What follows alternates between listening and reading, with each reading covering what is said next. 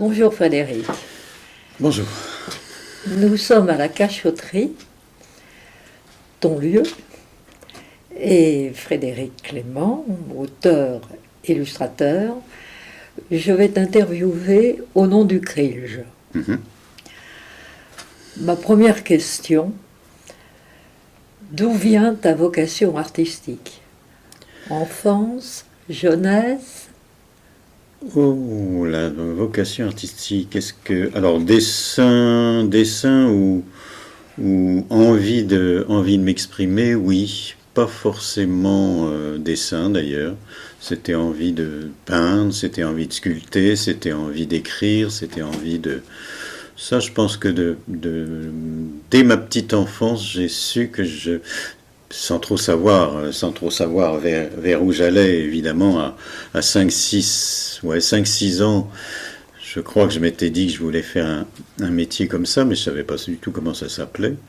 Et puis entre la petite enfance, la préadolescence et l'adolescence, ça a fluctué entre sculpteurs, entre peintres, entre journalistes, entre ça, c'était plutôt adolescent.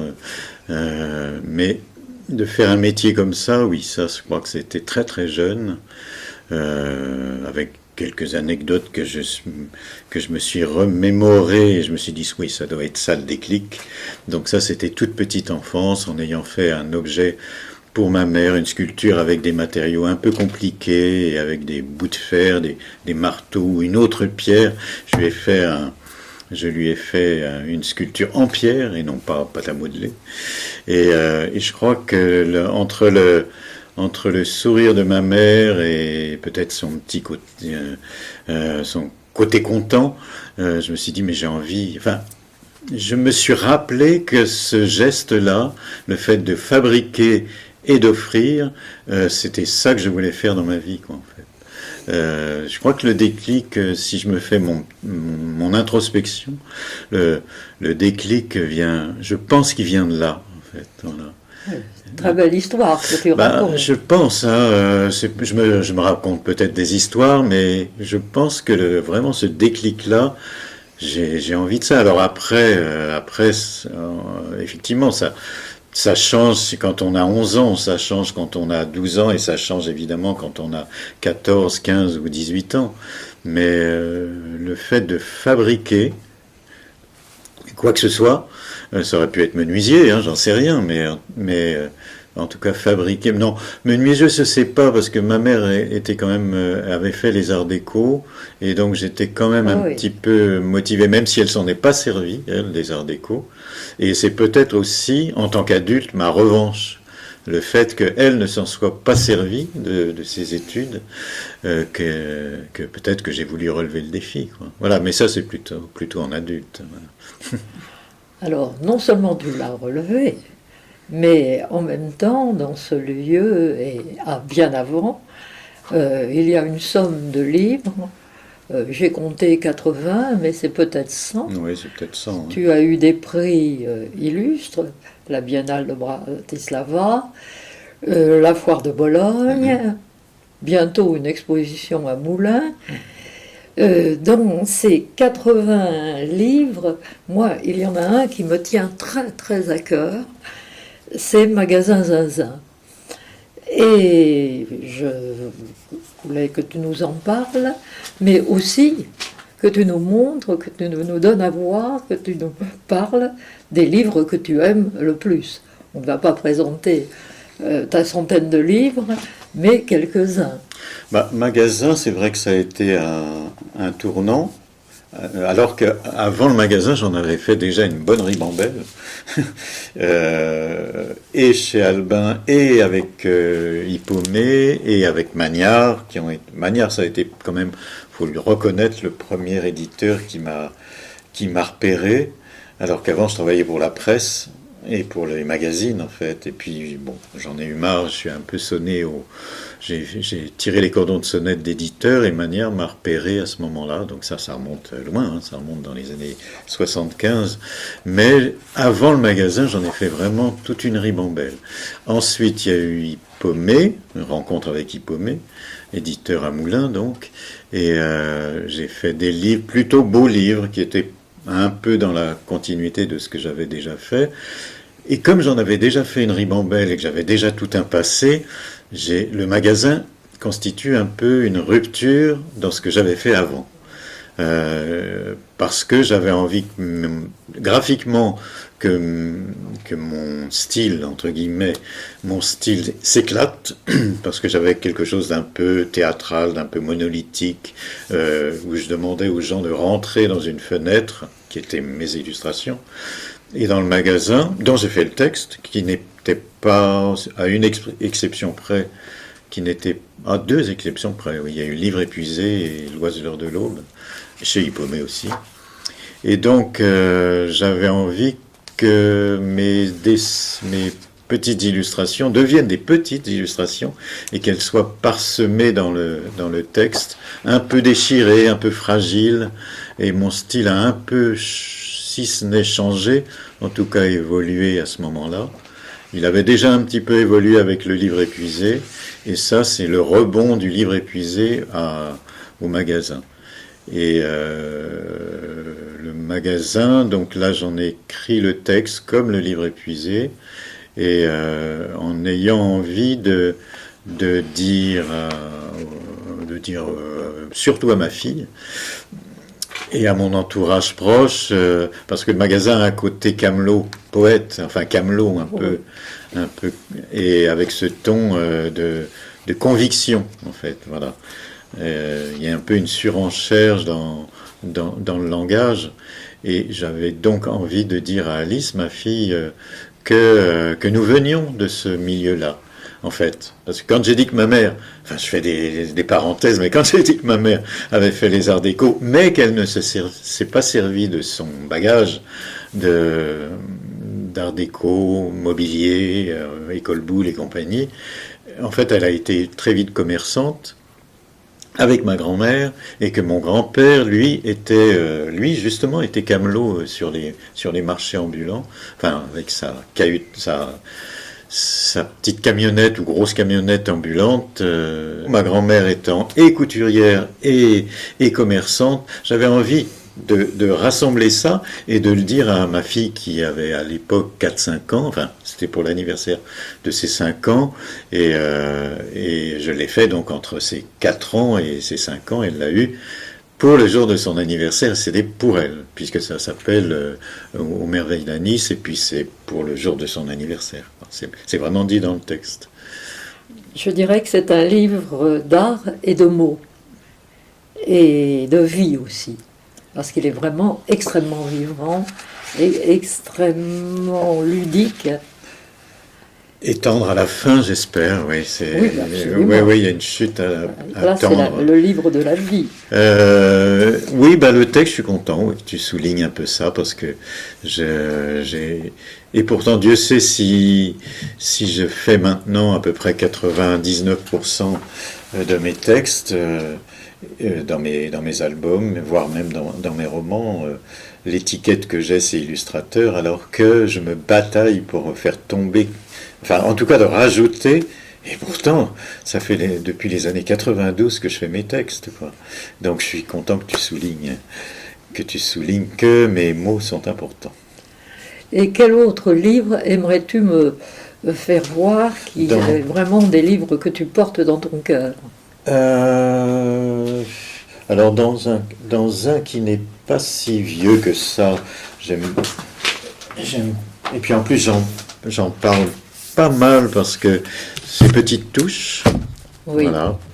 Oui, donc Petite Touche, oui, ce que j'ai fait donc chez Albin, alors texte et illustration aussi, et Je suis amené à en parler un peu parce qu'il est en train de se monter en pièce de théâtre avec une troupe Ah oui. très dynamique du sud, du côté de Marseille, Cannes et autres, et avec qui on a travaillé pour faire l'adaptation. Donc, il est revenu en actualité ces 1 ou 2 dernières années, et je m'entends très très bien avec la troupe qui fait un très beau travail.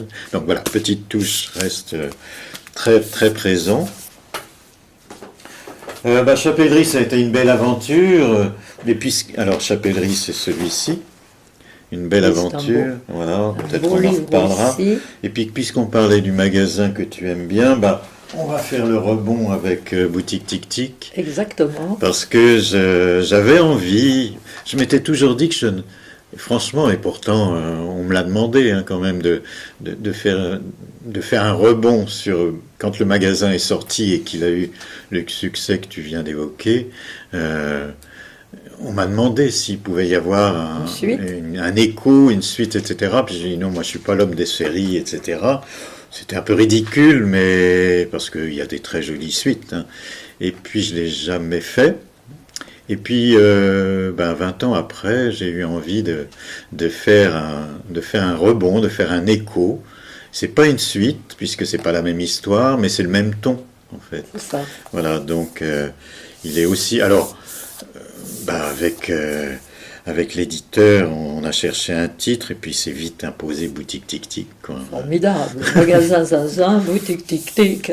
Ouais, C'est des beaux voilà, jeux donc de mots. celui-là, oui, je l'aime bien quand même. Ah oui, Je moi l'aime aussi. bien. Et puis, alors, c'est vrai que je suis un peu plus connu pour quelqu'un qui met de la matière dans son travail graphique. Et là, alors il y en a de la matière, mais j'ai eu envie de me faire un pari et de travailler sur palette graphique. Donc pas palette graphique mais iPad en fait. Et donc celui-là, il est vraiment travaillé comme sur iPad, j'ai travaillé comme si je faisais des collages. Ça aurait pu être au ciseau, mais il se trouve que c'était sur iPad, donc c'est un procédé de collage en fait. Voilà. Donc c'est Boutique Tic Tic que j'aime bien.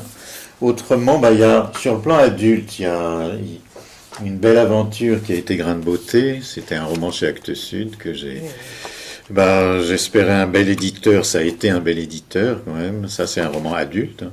Donc, c'est pas Actes Sud jeunesse, c'est Actes Sud adulte. Et là, j'avoue que j'étais absolument comblé quand j'ai eu une réponse positive d'Actes Sud.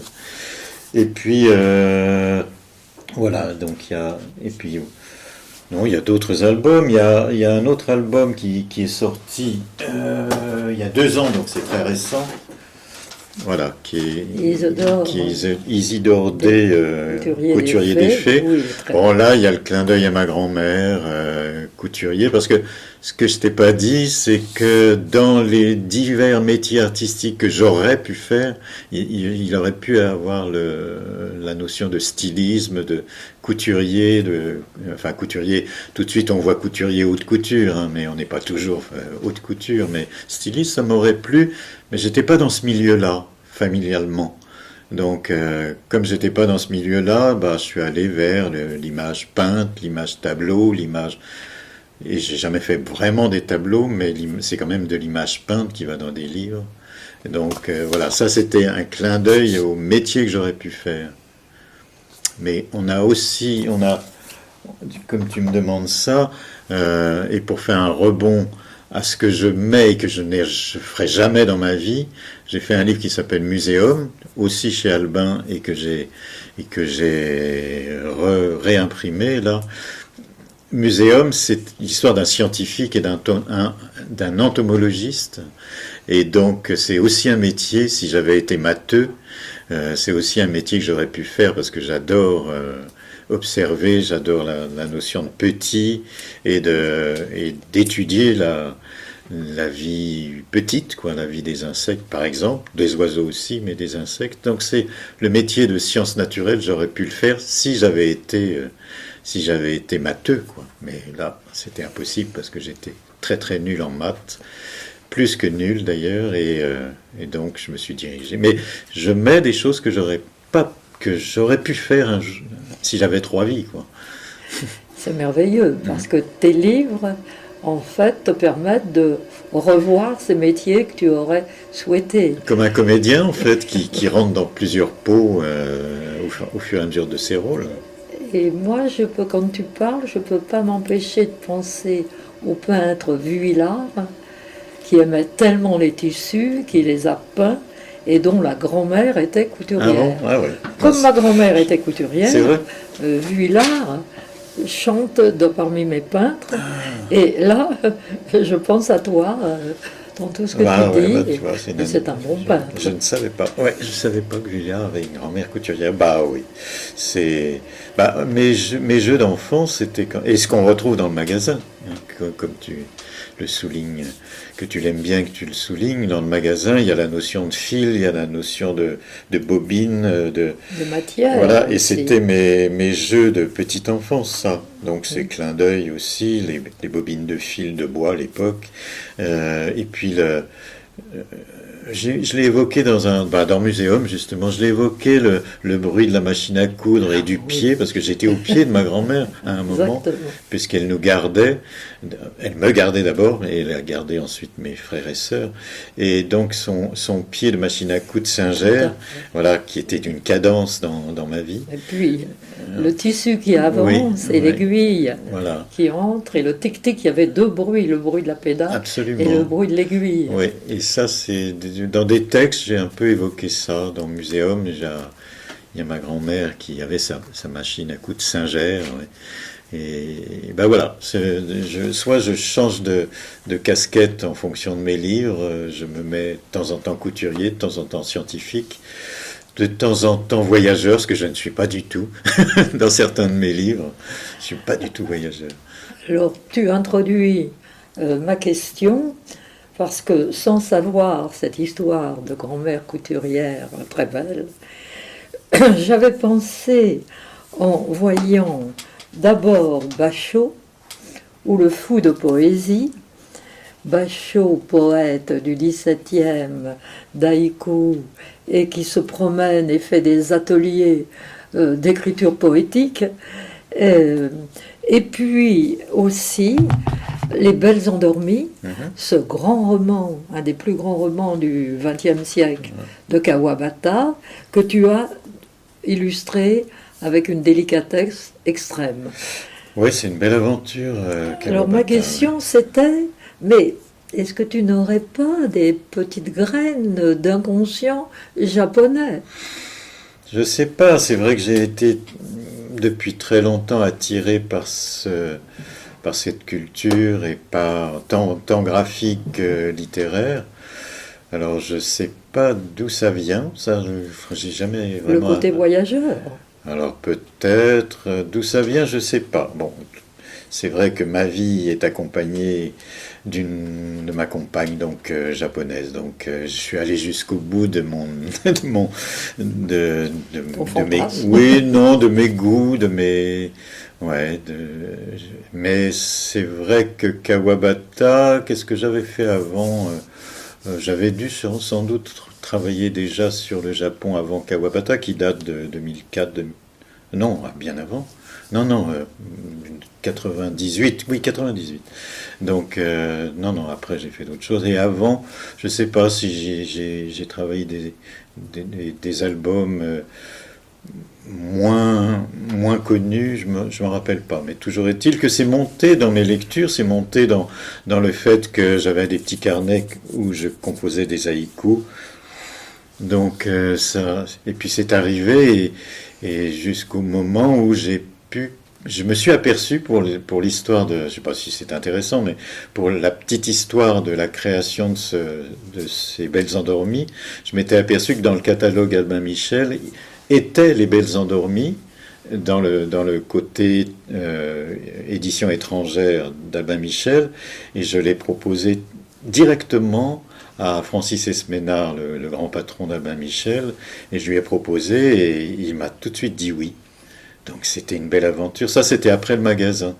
Alors, comme le magasin avait eu du succès, je me suis permis de lui avancer Les Belles Endormies, et il Il était ravi et ça a été un joli succès, Les Belles Endormies. Ouais, c'est un très joli livre et une belle association entre le texte de Kawabata et tes illustrations. Ah oui, oui, mais j'ai adoré ce texte. Et c'est vrai que quand j'ai découvert dans le catalogue Albin Michel qu'il était chez Albin Michel et que c'est quand même mon éditeur principal depuis pendant pas mal de décennies, ça a été, j'ai eu un frisson dans le dos et comme je venais de faire un succès du magasin, et puis que j'avais quand même envie de casser les catégories. Magasin est quand même classé jeunesse, et j'ai toujours eu envie de mettre c'est pas très joli comme expression, de mettre un pied en travers de la porte pour que la porte s'ouvre un peu dans le côté adulte. Et là, ô combien ça pouvait être adulte, évidemment, Les Belles Endormies.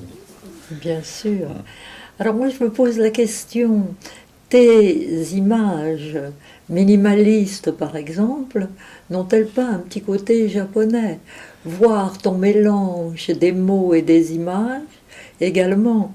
Et je pense à ces très beaux grains de liberté que tu fais régulièrement pour l'Ukraine à la mémoire de la guerre actuelle, terrible. Est-ce qu'il n'y a pas dans la manière dont tu manies les tout petits détails un côté aussi un peu jardin japonais? Ouais, sûrement, tu sais, c'est au cours de mes lectures, s'il s'est formé des strates, comme le schiste, hein, il s'est formé des strates comme ça, ou comme le mica. Oui, je pense que je travaille comme ça, et c'est un mélange de ce goût-là pour une sorte d'épure, et en même temps j'ai un côté baroque, alors je mélange les deux en fait, et je sais pas je sais franchement pas comment je m'en sors, mais en analysant quand même un peu mon travail, je me suis aperçu que je mélangeais les deux. J'ai besoin d'une sorte d'épure, j'ai besoin d'une sorte de vide, et en même temps j'ai ce côté baroque. Ce côté un peu en phase, un peu et de matière un peu torturée, etc. Et le hasard fait que, enfin le hasard, je sais pas, mais une image ne me plaît que quand je sens qu'il y a ces deux côtés-là, en fait. Oui, c'est une très Tu belle vois, analyse. c'est de énorme. Je peux très bien travailler énormément un costume avec une matière très très travaillée, très presque tourmentée, et puis il va y avoir une sorte de petit geste ou d'un petit visage à peine esquissé, un peu blanc, et qui lui est très pur.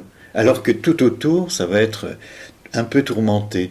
Enfin, je te donne cet exemple-là parce que je crois que toutes mes images sont un peu composées comme ça. Tu parlais des grains de liberté ou des bouts de liberté, je sais plus, je me rappelle plus comment je les appelais. Ce travail que j'ai fait en solidarité aux Ukrainiens et Ukrainiennes, et ben c'est un peu composé comme ça. C'est des toutes petites choses, mais si tu regardes bien, le fond, en fait, je me sers de fond de mon travail. C'est presque un sous-main, et je me sers de ça parce que ça a des jolies matières. Il y a et ça, c'est très tourmenté, et en même temps, les petits objets sont là posés et ils sont hyper fragiles, en fait. Voilà, je mélange ce côté tourmenté, épuré et fragile. Et j'ai un peu analysé, hein, parce qu'en fait, quand je l'analyse, je l'analyse, mais ça s'impose, en fait. Donc, c'est un peu bête d'analyser, mais en tout cas, c'est ça. Une image ne me plaît, que ce soit photographique, vidéographique ou illustration, mais même mon écriture est comme ça, en fait, je pense. Hein. Ouais, mon écriture est comme ça. Alors, c'est plus difficile à définir, mais mon écriture est comme ça. Épure, fragilité et baroque, limite un peu en phase, mais qui, justement, qui est équilibré par un côté très épuré. Oui, je pense à la belle image que tu nous as offerte pour le Krilj, pour le colloque sur la mémoire. Cette Alice qui prend la place, et puis les détails autour sur le ton. Ouais. C'est tout à fait ton analyse. Oui, je l'aime. Alors, le fait de mettre, alors c'est pas la Alice, c'est la Alice de Téniel, hein, Oui. donc, mais c'est une image, Oui, c'est une mais image symbolique, c'est une image iconique, donc souvent je me suis servi de ça d'ailleurs, c'est de glisser soit une image que je faisais, mais je savais qu'elle allait être dans un inconscient collectif, ce qui est le cas d'Alice. Donc, ce qui me plaît bien, mais ça rejoint aussi une de mes réflexions et que j'ai sans doute tout le temps mis dans mes illustrations, c'est de me servir d'un inconscient que je devine être un inconscient collectif. Donc j'ai pas besoin de raconter plus parce que ça, les gens voyagent déjà avec une image un peu iconique ou une histoire un peu voilà. Et puis après, j'y mets mon décor, mais je glisse quelque chose que j'ai pas besoin de raconter parce que ça va raconter aux gens. Est-ce que je m'exprime bien? Je sais pas, mais la notion d'inconscient collectif, ça fait très longtemps que je le mets en fait dans mes livres et dans mes illustrations et dans mes textes. J'ai fait un livre qui s'appelait, enfin c'est pas moi qui ai fait le texte, mais ça a été quand même une combinaison entre Claude et moi sur Venise. En fait, c'est pas spécialement que j'ai un amour de Venise, mais travailler sur Venise, c'est déjà travailler sur un décor et un inconscient collectif. Je sais pas si c'est le bon exemple, mais travailler sur l'inconscient collectif pour ne pas avoir à raconter, que les gens se racontent eux-mêmes. Ça fait partie d'une de mes réflexions et de ce que donnent mes livres, quoi, en fait. Oui, et l'inconscient collectif, c'est aussi la mémoire collective. Oui, oui, ça allait bien pour ce sujet-là. Exactement. Absolument, le sujet de la mémoire et pour cette Alice avec tout entouré de petites montres un peu cassées, un peu ouvertes, cassées, avec même quelques petits objets dans l'image dont tu parles.